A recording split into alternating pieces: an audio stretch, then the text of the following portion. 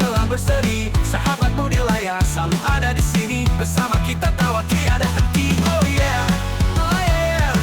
Di dunia digital kau dan aku bersinar. Aku YouTuber sahabatmu, ayo bergoyang. Setiap konten kita penuh kenangan. Assalamualaikum warahmatullahi wabarakatuh semua teman-teman. Selamat malam, selamat datang di Inersia Kopi. Pada malam hari ini kita melaksanakan nobar bareng pertandingan sepak bola Indonesia kontra Bahrain leg kedua AFC Asian Qualifier untuk Piala Dunia 2026. Dan kita kedatangan 3 orang pundit-pundit senior dari Handil. Yang pertama kita kedatangan Bung Bahtiar, selanjutnya ada Bung Ismawan dan Bung Mansur. Pada kesempatan malam hari ini izinkan saya memandu acara ngobrolin timnas yang mana diselenggarakan oleh teman-teman kita, yaitu Genzi Institute Kalimantan.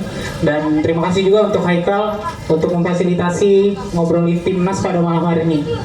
Dan pada malam hari ini sebelum match pertandingan babak pertama dimulai, kita pengen minta opini nih sama bapak-bapak bertiga yang ada di depan ini mengenai evaluasi terkait match Indonesia melawan Australia kemarin.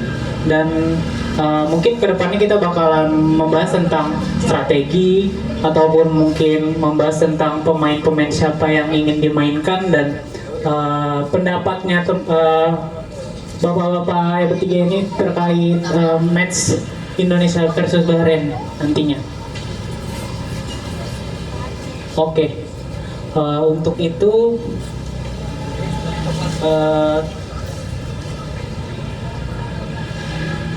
pada kesempatan malam hari ini, puji syukur juga kita panjatkan ke hadirat Allah Subhanahu wa Ta'ala karena malam ini hari ini kita dapat berkumpul dalam acara ngobrol timnas.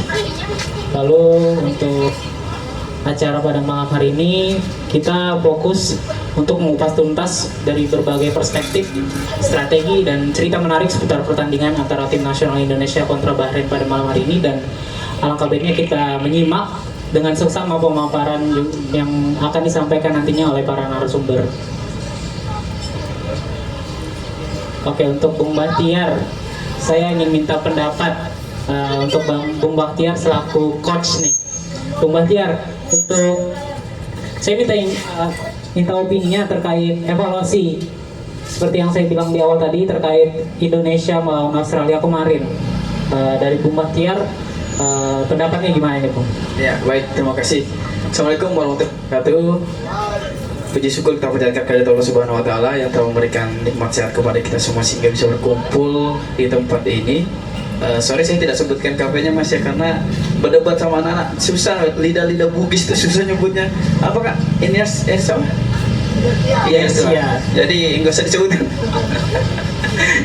Jadi yang pertama Mas, sebelum kita lanjut, memang nanti mohon untuk moderator bisa memperkenalkan masing-masing narasumber kita ini. Memang perlu saya perkenalkan kalau beliau ini adalah, kalau bisa sebelum saya lanjut ya, saya perkenalkan terlebih dahulu.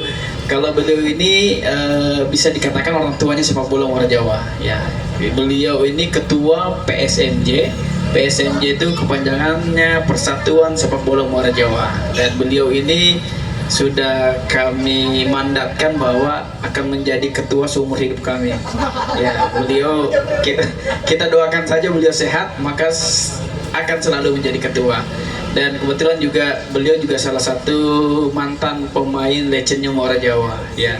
Kemudian kalau Bang Mas Wawan ini, Bang Wawan boleh saya bilang, kalau beliau ini saya lebih banyak kenal di bidang sosialnya beliau karena di gerakan Muara Jawa Bersihnya lebih banyak kenal di situ. Saya juga kaget ini, beliau narasumber sebagai sepak bola ini juga kaget ini.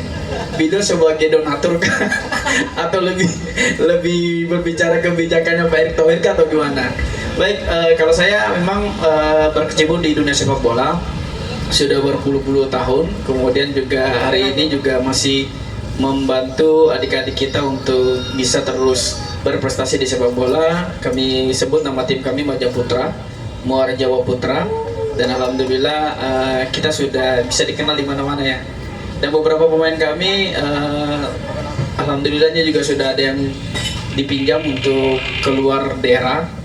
Kemarin ada yang ke Jakarta, insya Allah di tanggal 15 nanti ada dua pemain juga akan bermain di Surabaya di Berarti Cup usia 13 di Bali, tapi SSB-nya bukan Majaputra kan di situ Bang, masih muda. Apa tadi pertanyaannya Bang? Oh, evaluasi timnas jadi berhadapan dengan Bahrain. Kalau banyak lihat beberapa kritikan yang ditujukan kepada pelatih teranyar, kalau saya bilang sih ngurus sepak bola atau menjadi pelatih sepak bola itu tidak gampang, tidak bisa secara instan. Apa yang Sintayong saja perlu waktu untuk bisa membuat timnas kita sekuat kemarin. Cuma memang yang disayangkan adalah keputusan Erick Thohir mengganti Sintayong di pertengahan. Kemudian kalau mengenai Bahrain, menurut saya permainannya sudah sangat baik. Sayang kita tidak bisa menjaga momentum. Menurutku momentum itu yang paling penting, karena seandainya saja waktu itu Kevin Dix bisa mencetak gol, itu lain cerita. Kemudian banyak yang menyalahkan bahwa pertahanan kita yang bobrok. Kalau menurut saya lain, kita yang kalah di gelandang. Kalau di dalam sepak bola itu kan ada urutannya 2, 3, 4, 5, 6, 8. Saya kira posisi di 6, 8 yang kita kalah di gelandang bertahan. Soalnya Nathan Chow dengan Haye itu menurutku dia harus bergantian karena tipikalnya sama. Kita perlu kalau di AC Milan zaman dahulu itu kita perlu kayak orang Gattuso untuk memutus serangan. Kita nggak punya.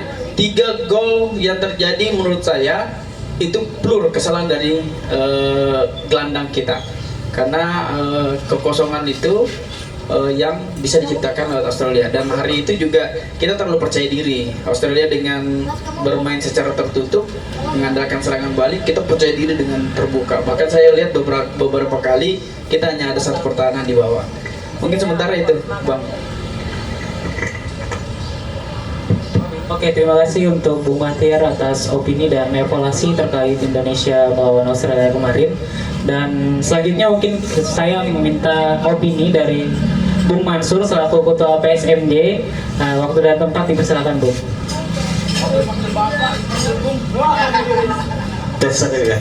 Assalamualaikum warahmatullahi wabarakatuh. Ini mumpung lagi disinggung Bahtiar tentang panggilan, saya juga tidak setuju sebenarnya kalau dipanggil Bapak atau Bung. Lebih baik dipanggil Abang ya. Jadi kita masih merasa sedikit lebih muda daripada Bapak atau Ibu. Ya, biasa kami di sepak bola Abang. Oke, sebelumnya juga terima kasih atas undangannya ini, apresiasi yang sebesar-besarnya dari kami, terutama dari sepak bola. Ada kegiatan seperti ini pertama kali juga ini kayaknya. Mudahan nanti ada lagi ke depannya diskusi seperti ini. Oke, langsung saja ke review pertandingan yang lalu antara Indonesia dan Australia. Saya pikir terlepas dari skor 5-1, semuanya sudah berjalan dengan bagus, kecuali ada beberapa pemain. Karena gini, saya menilai itu sudah tepat atau bagus itu tadi, karena kemarin kita itu diiming-imingin atau diberi harapan menang dengan Australia, kita akan langsung lolos, mengejar runner up. Itu peluang yang terbuka waktu itu. Jadi memang dalam sepak bola ini harus berani juga kita bertaruh. Kalah, mengejar kemenangan dengan resiko ya kebobolan. Itu selalu saja ada.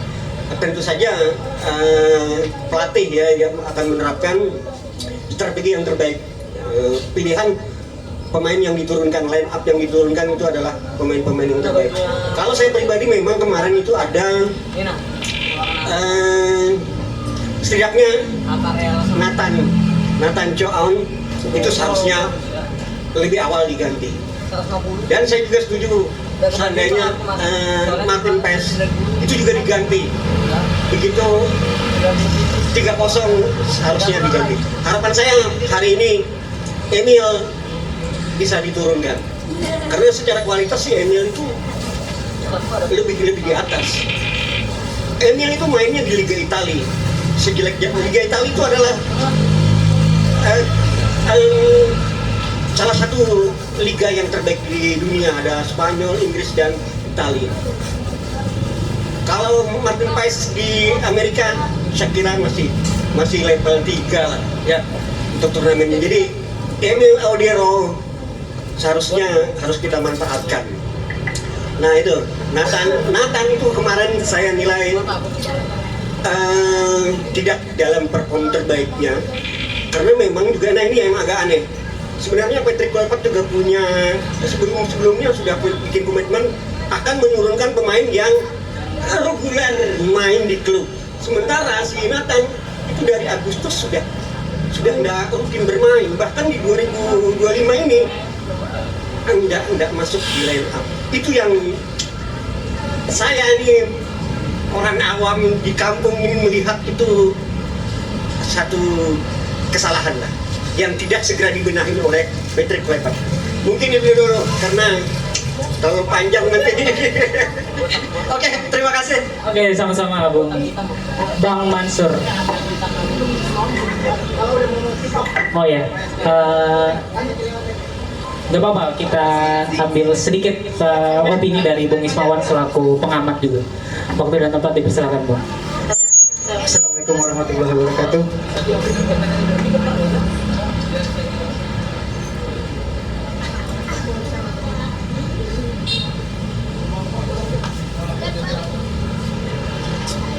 Ya langsung aja mungkin ya. Kalau saya lihat kemarin itu kita terlalu percaya diri dan juga program ambisius pemerintah kayaknya gimana caranya Indonesia ini harus inilah ya pengaruh COVID lah ya. Kalau saya lebih setuju kemarin pemain timnas yang sebelumnya itu dimainkan karena udah ada chemistry di situ. Kalau pemain baru itu harus membangun chemistry lagi ya. Jadi buat anak-anak juga sebagai pelajaran bahwa main bola ini bukan individual tapi main kelompok. Dimana kelompok itu harus kompak, harus terjalin kerjasama yang baik seperti biasa. Udah chemistry ngejalan, biar kita ngoper gak pakai melihat oh teman saya pasti di situ. Nah ternyata BPP tadi gelandang itu krusial ya Mak. Gelandang itu istilahnya yang banyak main bola itu kan ngoper-ngoper itu di gelandang. Kalau gelandang kita udah nggak ada chemistry-nya, gimana mau nanti? Kasih ya. Assalamualaikum warahmatullahi wabarakatuh. Sama-sama untuk Bung Iwan, assalamualaikum warahmatullahi wabarakatuh. Dan tadi berupa opini dari para tamu kita, bapak-bapak tiga di depan pada malam hari ini. Dan karena pertandingan sudah dimulai dan sudah menyanyikan lagu Indonesia Raya, maka dari itu saya Wamen Ramadan signing out. Assalamualaikum warahmatullahi wabarakatuh. Selamat menyaksikan.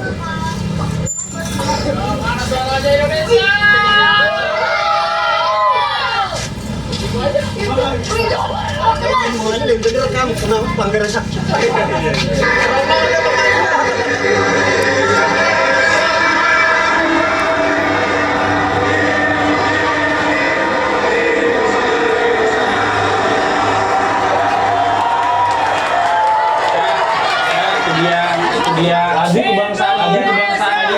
Tadi sempat kita juga bahwa bukan juga siapa yang bicara Indonesia Raya itu tidak haru rinding itu adalah lagu yang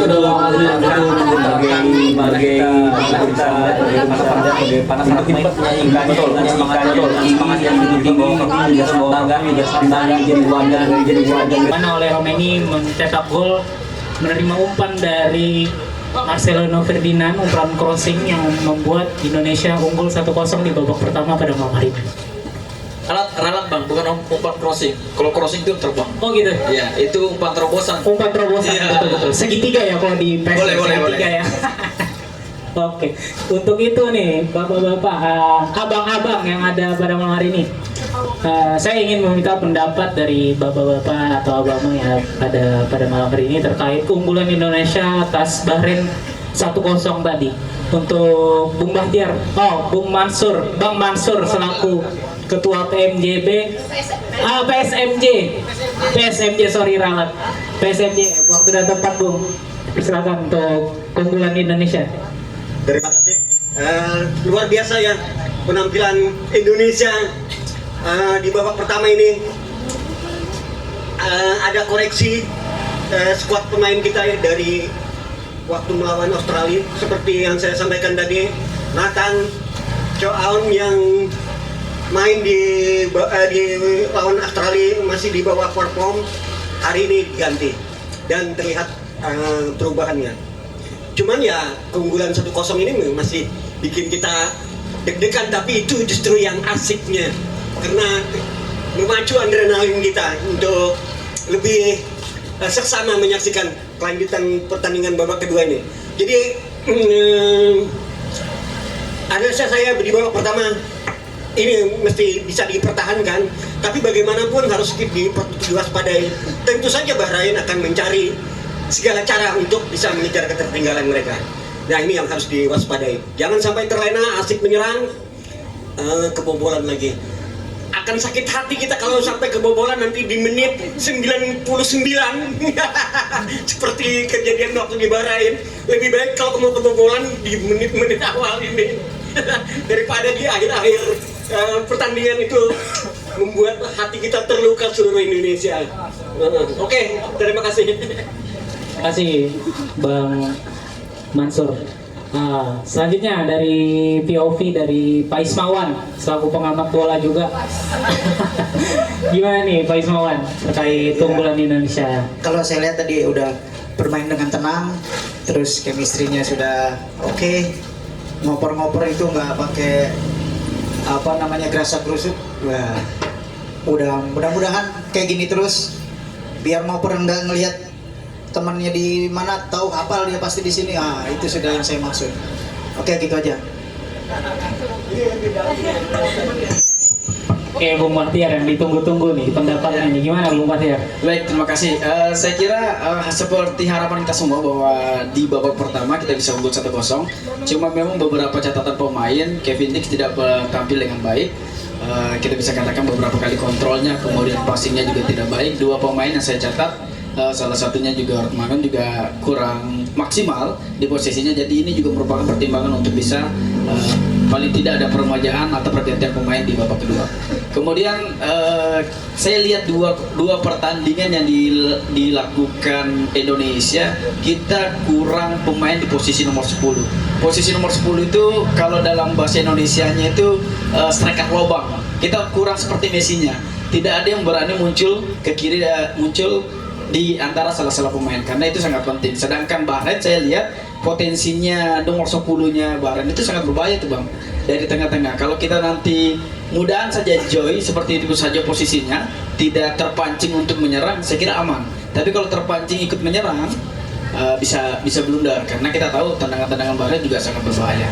Cuma menurut saya tetap optimis bahwa Indonesia bisa meraih kemenangan di pertandingan ini. Bahkan saya masih optimis bisa unggul 4-0. Ya, sementara itu Bang. Coba catatan sedikit untuk lini bertahan ya.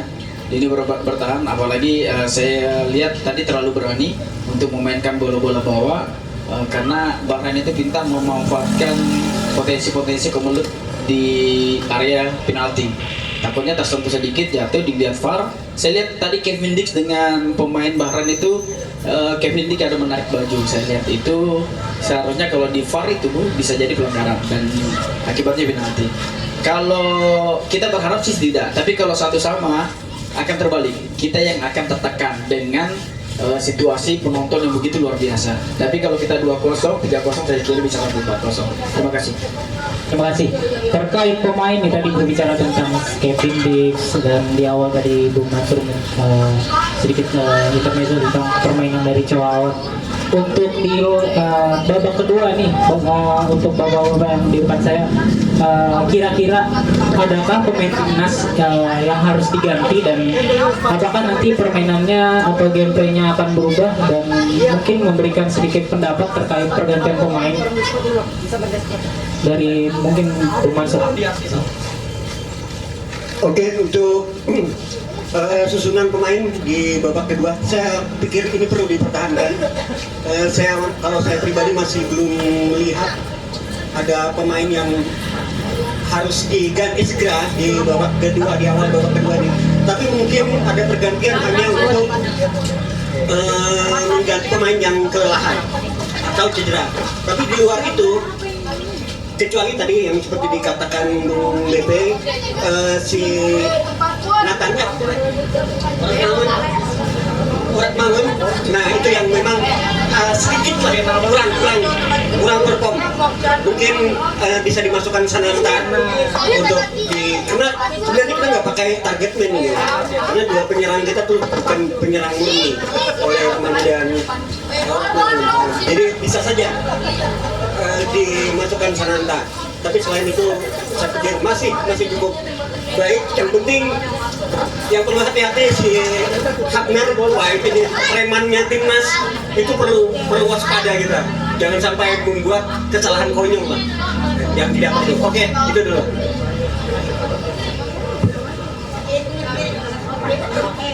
Ya, kalau saya tambah sedikit, Eliano harus dikasih kesempatan. Urat Mangun harus diganti. Eliano bisa berperan sebagai yang saya bilang tadi di posisi nomor 10. Tapi kalau memang di 3-4-3 ini kan tidak pakai. Jadi kan sejajar antara 6 dan 8 atau gelandang bertahannya sejajar. Maka wing-wingnya Kevin Dix harusnya lebih bisa lagi untuk digunakan lah.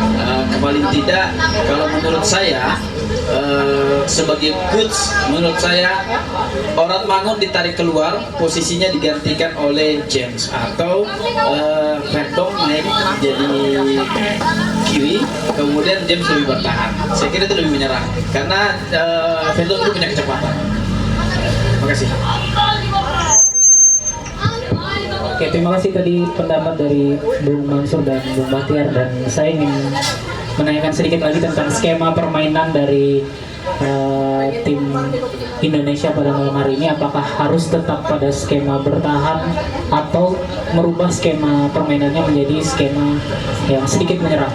Mungkin saya ingin meminta pendapat dari Bung Bahtiar dulu. Yang pertama, menurut saya untuk skema 3-4-3 itu bukan skema bertahan, karena menurut saya ini baik ketika kita diserang maka akan ada 5 bertahan, karena Kevin Dix akan mundur, kemudian Verdon juga akan mundur, makanya akan ada 5. Tapi menurut saya tadi itu sudah bermain sangat-sangat open, juga tidak bertahan. Memang posisinya adalah kita unggul. Ketika unggul tidak mungkin kita pressure langsung man to man, karena kita akan menjaga momentum.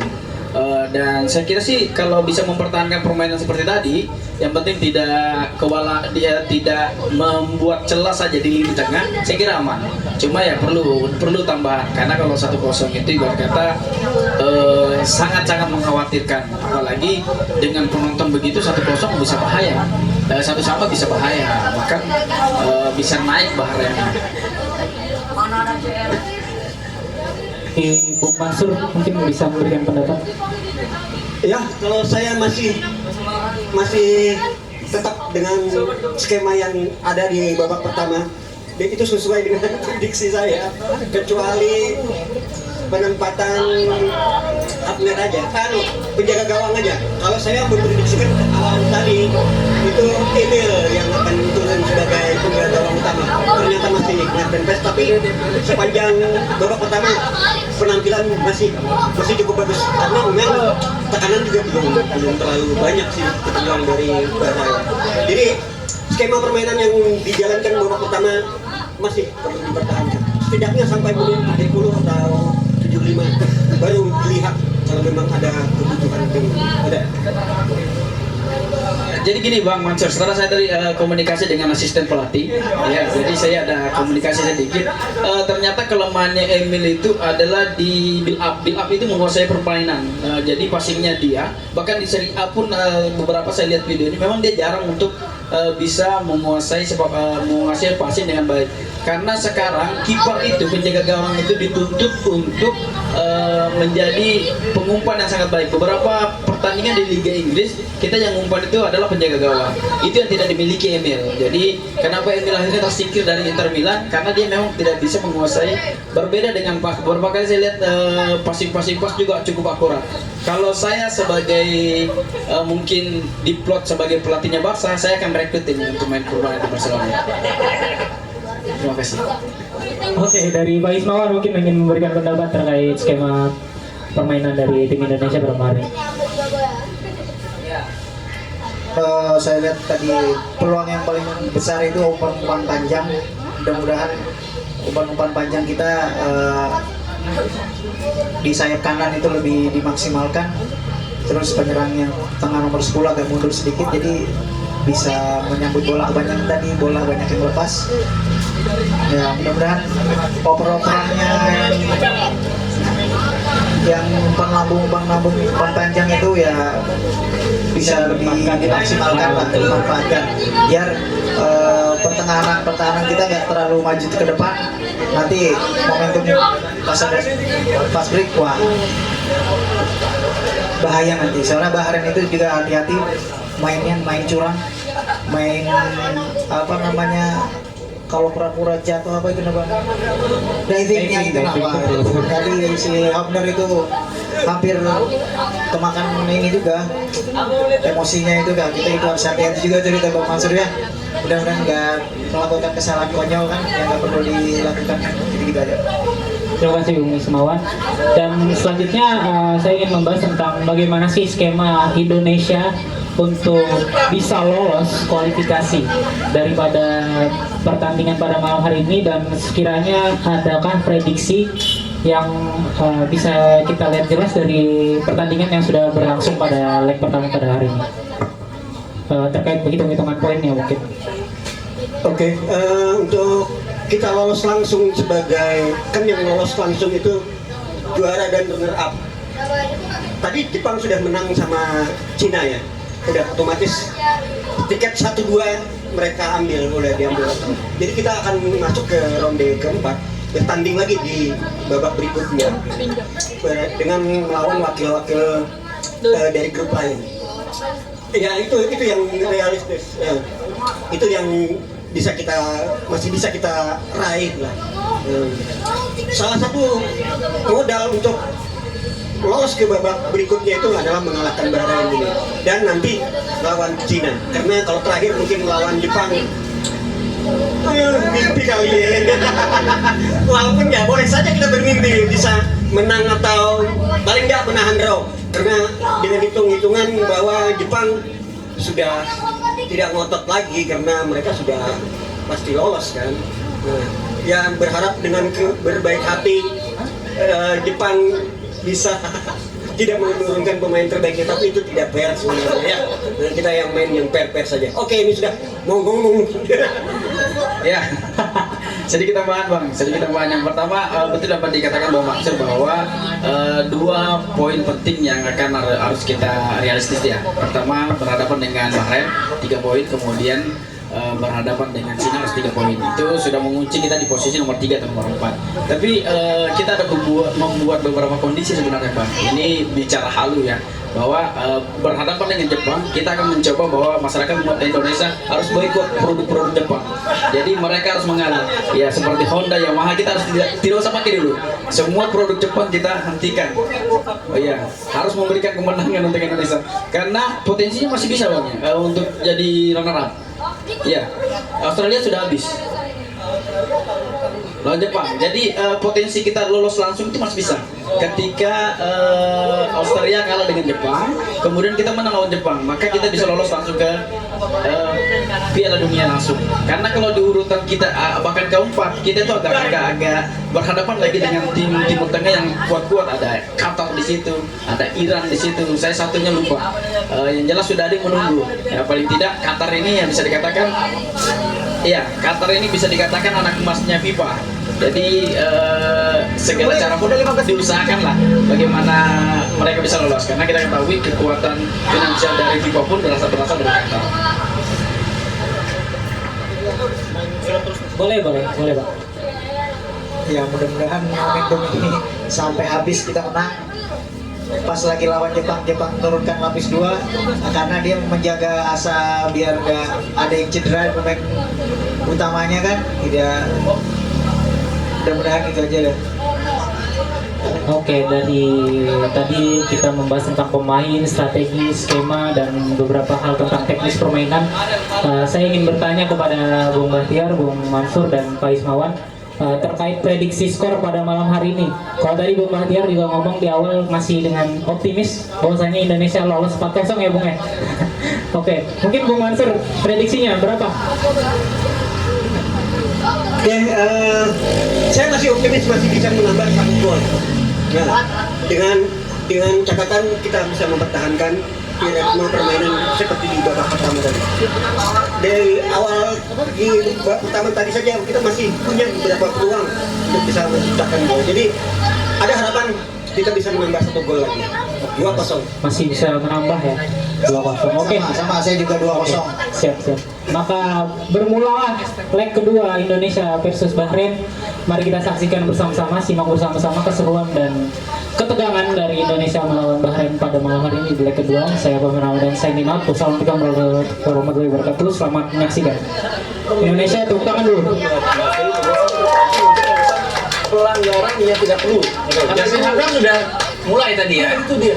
Kita berharap bisa lebih rapi dengan bimbingan para pemain yang lebih senior yang ada di tim. Ada Jay, ada Kevin Dix, ada Martin Pas di sana yang bisa tentunya memberitahu bagaimana cara untuk mendapatkan hasil karena permainan sudah sangat bagus. Hasil juga harus didapatkan dengan bagus. Debut Joy, Palu Pesi, di mana dia memberikan keseimbangan dan juga ketenangan bagi Tom Hai untuk tidak melulu ikut bertahan, sehingga Tom Hai lebih progresif. Betul. Dan jika kita melihat statistik dari Joy Pulpesi mungkin tidak ada yang mentereng ya, tidak ada satu statistik pun yang membuat ia menjadi pemain yang bersinar. Tapi justru itulah yang membuat dia bermain efektif di laga ini. Dan dengan adanya